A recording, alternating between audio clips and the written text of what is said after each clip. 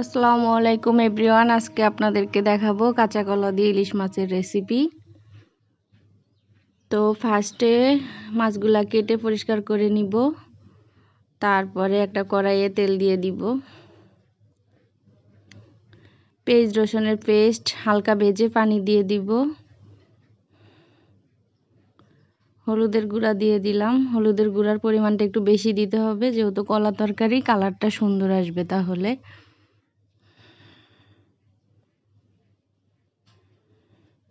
তারপরে মরিচের গুঁড়া দিয়ে দিব, যে যার পরিমাণ মতো দিবেন। আমি একটু ঝাল বেশি দিলাম, আপনারা আপনাদের পছন্দ মতো দিয়ে নেবেন। তারপরে লবণ দিব পরিমাণ মতো।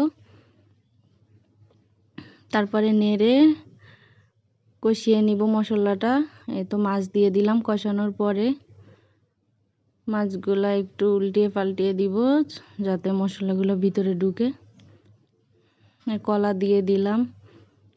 কলাটা একটু কষানোর পরে এখন পানি দিয়ে দিব সিদ্ধ হওয়ার জন্য।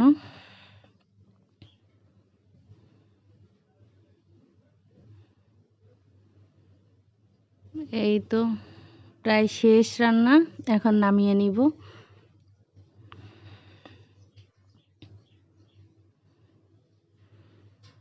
এই দেখুন কালারটা কি সুন্দর আসছে। ধন্যবাদ সবাইকে আমার সাথে থাকার জন্য। আল্লাহ হাফেজ।